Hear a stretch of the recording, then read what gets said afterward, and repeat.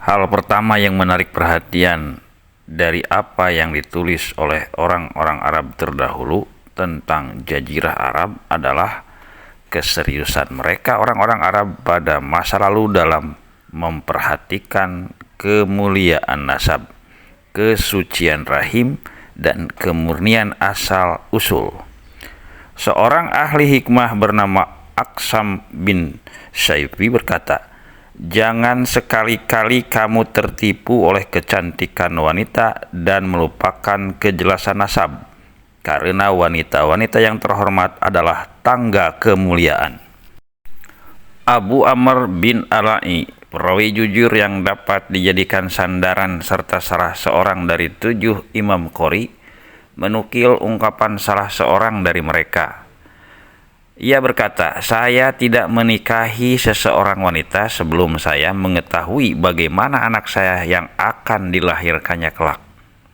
Ketika ditanyakan kepadanya bagaimana cara melakukannya, ia menjawab, "Saya melihat siapa bapak dan ibunya, karena itu ia akan membawa ciri salah satu dari keduanya." Pada riwayat lain, salah seorang dari mereka berkata kepada putranya, "Saya telah berbuat baik kepada kalian ketika kalian masih kecil, sesudah dewasa, dan sebelum kalian dilahirkan." Mereka bertanya dengan keheranan, "Bagaimana engkau berbuat baik kepada kami sebelum kami dilahirkan?"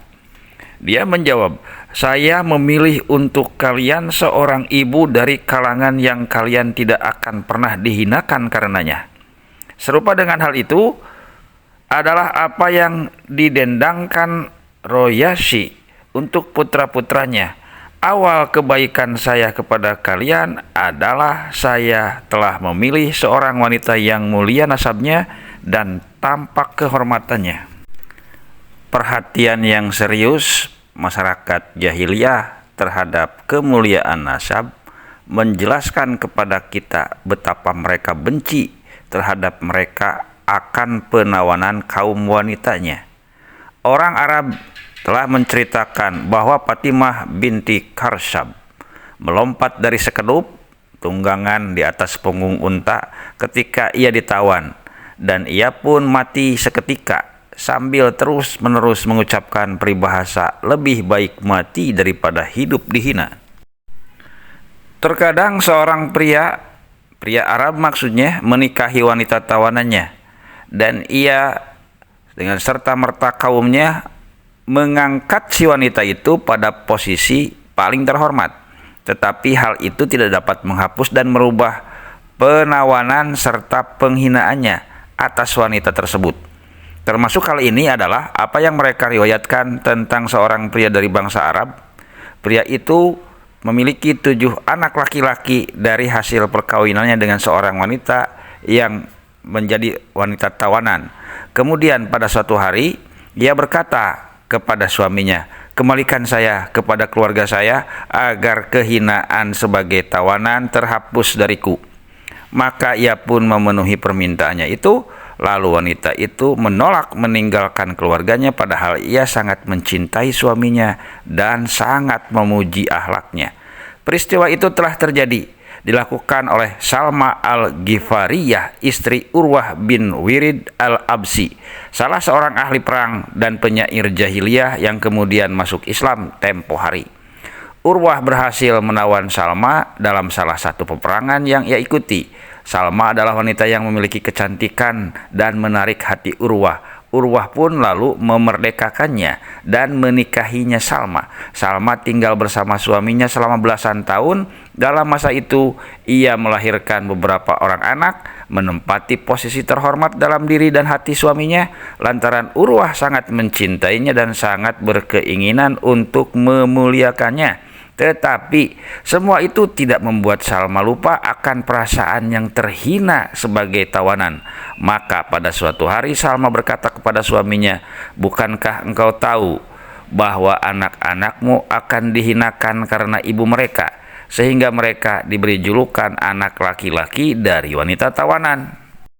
Lalu Urwah pun bertanya, "Lalu apa yang engkau inginkan?" tanya suaminya. "Aku ingin engkau mengembalikan aku kepada kaumku, sehingga merekalah yang menyerahkanku kepadamu," jawab Salma. Maka Urwah pun memenuhi permintaan istrinya itu. Ia tidak ragu sama sekali bahwa istrinya emang sangat bahagia, gembira, dan benar-benar menginginkan hidup dengannya. Ia dan istrinya berangkat untuk menunaikan haji, lalu ia singgah ke rumah keluarga istrinya. Keluarga Salma memperdaya Urwah dengan khomar, sehingga ia rela jika mereka menyuruh istrinya memilih antara tinggal bersama mereka atau pulang kembali bersama Urwah. Dan ternyata Salma pun memilih tinggal bersama keluarganya, kaumnya.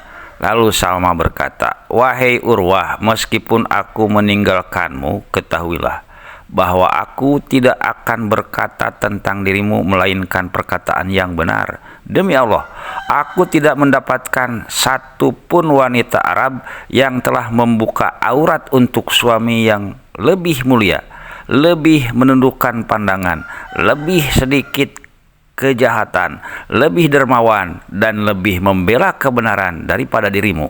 Namun sejak berada di sisimu, setiap hari yang aku lewati membuat kematian lebih aku sukai ketimbang hidup di tengah-tengah kaummu, karena aku tidak ingin mendengar seorang wanita dari kaummu berkata, 'Budak wanita Urwah berkata begini dan begitu.'" Salma pun melanjutkan, "Demi Allah, aku tidak akan kembali ke Ghatfaniyah untuk selama-lamanya. Kembalilah engkau dengan tenang kepada anak-anakmu dan rawatlah mereka dengan baik." Maka Urwah pun meninggalkannya dengan bersedih dan penuh penyesalan, sembari mendendangkan kasidahnya yang awalnya adalah bait yang tak terkenal. Isinya seperti ini: "Mereka mencekokiku khomar, lalu mengepungku. Musuh Allah lah mereka yang berbohong dan menipu." Al-Mubarrad dalam Al-Kamil meriwayatkan bait-bait syair Sulaih bin Silkah yang mengungkapkan tentang hal yang melemahkan dan merendahkan kaum wanita, yaitu dengan adanya budak-budak wanita yang telah dihinakan oleh adanya perbudakan, sistem perbudakan, dan direndahkan sebagai tawanan, sedangkan ia tidak mampu menebusnya sebagai penghormatan kepada ibunya yang dulu adalah budak wanita dari Ethiopia. Bait-bait ini mengungkapkan kepedihannya seperti berikut: "Kepala menjadi beruban karena setiap hari saya melihat bibiku ada di tengah rumah. Berat bagiku jika mereka merasakan penderitaan, sedang hartaku tidak sanggup membebaskannya." Para anak laki-laki dari wanita-wanita terhormat memiliki cerita lain yang mirip dengan legenda tentang keinginan mereka yang sungguh-sungguh untuk menghargai kehormatan seorang ibunya dan menjaganya dengan sepenuh jiwa dan raga. Di sini mungkin cukup bagi kita untuk menukil satu contoh peristiwa tentang hal ini, yaitu apa yang diriwayatkan oleh pengarang Al-Aghani bahwa Amr bin Hind, Raja Hairah, pada suatu hari bertanya kepada teman-temannya, "Apakah kalian tahu orang-orang yang ibunya menolak membantu ibuku?" Perlu dipahami pertanyaan itu, karena selama ini belum pernah ada orang yang mampu menolak keinginan ibunya. Lalu teman-temannya menjawab, "Ya, emang ada. Dia adalah ibu Amr bin Kulsum." Sang raja keheranan, "Wah, mengapa?" Dan teman-temannya menjawab, "Karena bapaknya Muhalhal bin Rabi'ah dan pamannya Kulayb Wa'il adalah orang Arab termulia. Suaminya Kulsum bin Malik adalah prajurit Arab terhebat, dan putranya sendiri yang bernama Amr bin Kulsum adalah pemimpin kaumnya dan singa pasukan mereka." Mendengar keterangan semacam itu, Amr bin Hind sebagai Raja Hairah segera mengutus orang untuk mengundang Amr bin Kulsum sekaligus ibunya, mengundang dia dan ibunya agar datang mengunjunginya. Undangan itu pun diterima, maka berangkatlah Amr bin Kulsum dari Jazirah Arab bersama sekelompok orang dari kaumnya, Bani Taglab, dan Laila ibu Amr bin Kulsum berangkat pula dengan naik di atas sekedup.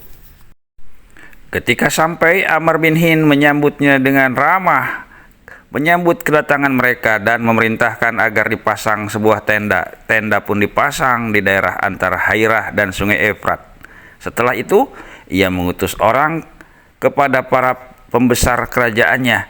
Lalu mereka pun datang dan Amr bin Hind menjamu mereka. Kemudian Amr bin Kulsum pun masuk ke kemah sang raja, sementara ibunya Laila dipertemukan dengan ibunya yang bernama Hindun tadi. Di sebuah kubah di antara kedua orang itu terdapat hubungan kekerabatan. Orang-orang bercerita, sebelum itu Amr bin Hind telah berpesan kepada ibunya bahwa jika ia ingin meminta sesuatu bantuan, hendaklah ia menyuruh Laila. Setelah Amr bin Hind mengatakan hal itu kepada ibunya dan suasana perjamuan sangat tenang, Hindun berkata kepada tamunya, Laila, "Wahai Laila, berikanlah kepadaku talam itu." Lalu Laila menjawab, "Hendaklah yang punya keinginan berdiri untuk keinginannya sendiri," jawab Laila dengan sikap tidak senang dan angkuh. Lalu Hindun mengulangi permintaannya dan memaksanya. Pada saat itulah Laila berteriak dengan sangat keras, "Alangkah terhinanya saya, wahai suku Taglab, tolonglah saya."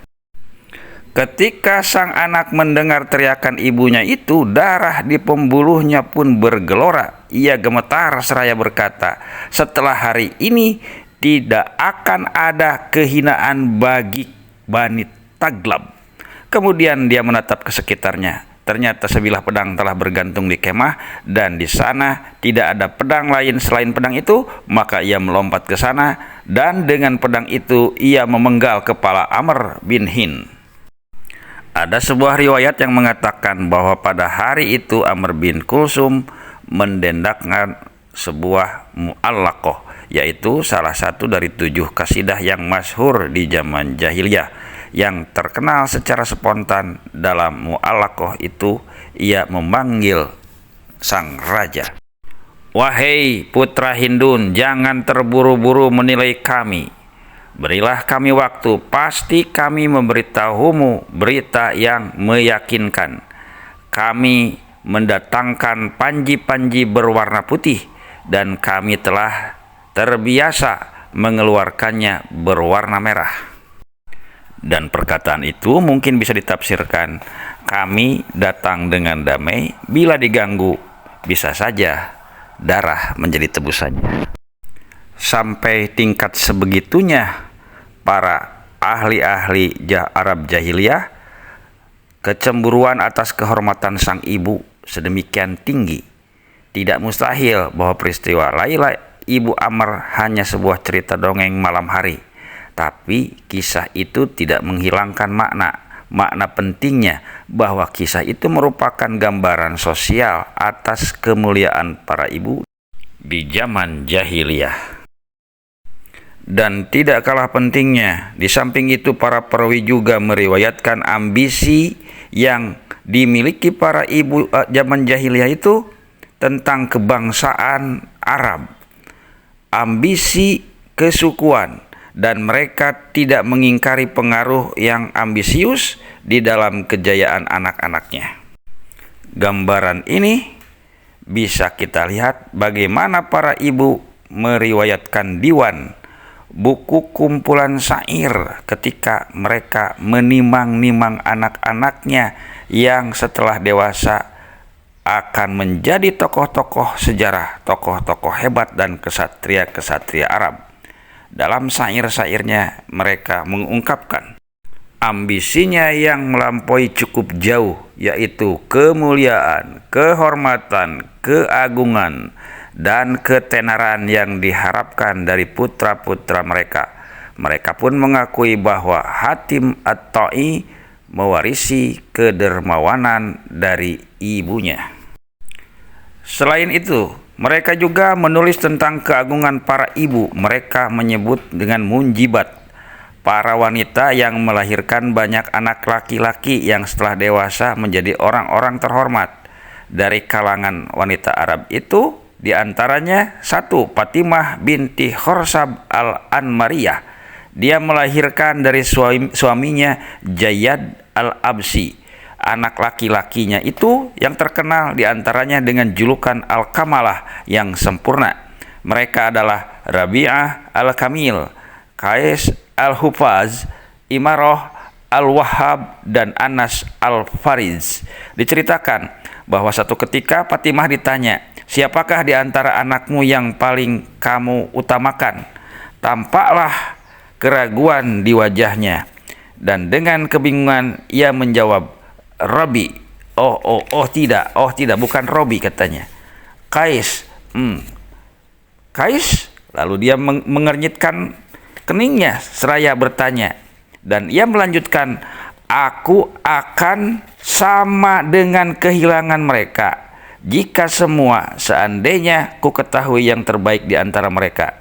Sesungguhnya mereka laksana untaian kalung yang tidak diketahui tepiannya." Kedua, naik seorang wanita, seorang ibu dari kalangan bangsa Arab yang bernama Ummul Banin binti Amir bin Amr. Dia melahirkan dari suaminya Malik bin Ja'far bin Kilab, pemain tombak yang ulung, Abu Barro bin Malik, Tupel sang penunggang kuda, bapak Amir bin Tupel, pemimpin para ahli hikmah, Muawiyah bin Malik, penolong orang-orang yang dalam kesulitan, Salma bin Malik, pemberi orang-orang yang butuh, Rabi'ah bin Malik, ayah dari Lubaid. Ketiga, naik nama Atikah binti Murrah bin Hilal As-Sulamiyah. Dia melahirkan dari suaminya Abdul Manab bin Kusoy bin Kilab. Dia melahirkan Hasim, kakek Abdullah, bapak Nabi kita, Nabi Muhammad SAW. Adik Hasim adalah Abdusam. Di antara anak-anaknya adalah Bani Umayyah, Muttalib bin Abdul Manab. Dan di antara cucu-cucunya adalah Imam Syafi'i, Muhammad bin Idris bin Abbas bin Usman bin Syafi'i bin Sa'ib bin Ubaid bin Abda Yazid bin Hasim bin Muttalib bin Abdul Manab. Atikah ini adalah salah seorang wanita terhormat Bani Salam yang merupakan ibu-ibu Rasulullah SAW. Keempat, Ummul Fadl Lubabatul Kubro binti Haris bin Hajan Al-Hilaliyah. Dia melahirkan dari suaminya Abbas bin Abdul Muttalib bin Hasim, Fadl bin Abbas yang dijuluki pendamping Rasulullah, Abdullah bin Abbas yang darinya merupakan Bani Abbas, dan melahirkan Bani Abbasiyah, Ubaidillah, Kusam, Mu'abbad, Abdurrahman, Ummu Hubaib binti Abbas yang menikahi seorang pria dari Bani Mahjum. Seorang penyair berkata, "Tidak ada wanita terhormat yang melahirkan anak seperti 7 anak yang dilahirkan Ummul Fadl." Cukuplah nama-nama itu kita angkat untuk membuktikan bahwa kenyataan yang ditulis sejarah bangsa Arab memuliakan kaum ibu. Dan sebagai salah satu bukti lagi yang nyata kepada kita adalah tentang penghormatan terhadap ibu dalam kehidupan bangsa Arab, bahwa tidak sedikit kabilah dari suku-suku yang terkenal menisbatkan nama mereka dengan ibu mereka sendiri.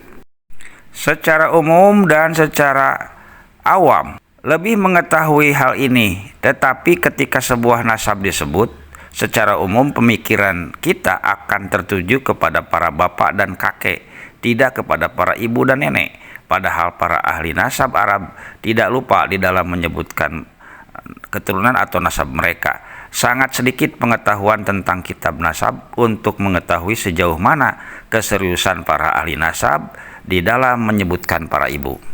Kondisi seperti ini terus berjalan hingga beberapa abad setelah Islam. Bahkan kita dapat mendengar Jarir bin Atiyah memuji Hisam bin Abdul Malik bin Marwan dengan berkata, "Ibu yang telah melahirkan orang-orang Quraisy bukanlah tukang kayu dan bukan pula wanita mandul. Tidak ada kaum yang lebih punya anak terhormat daripada ayahmu. Tidak ada paman yang lebih mulia dari Tamim." Tidak jarang para penyair memuji orang-orang besar dengan menyebut ibu mereka, seperti Hudzaifah bin Ghanam, saudara Bani Adi bin Ka'ab bin Lu'ay, ketika menangisi Abdul Muthalib bin Hashim dan menyebutnya keutamaan Qusay atas suku Quraisy. Ia berkata, "Jangan lupa apa yang diberikan putra Lubna, karena ia telah membalas kejahatanmu dengan kebajikan. Ibumu adalah rahasia mutiara dari Huja'ah. Jika pada suatu hari para perawi meneliti nasab hingga kepada para pembesar Sabah, ia akan dinisbatkan. Alangkah mulianya ia sebagai tempat penisbatan dalam puncak Bani Juhrah."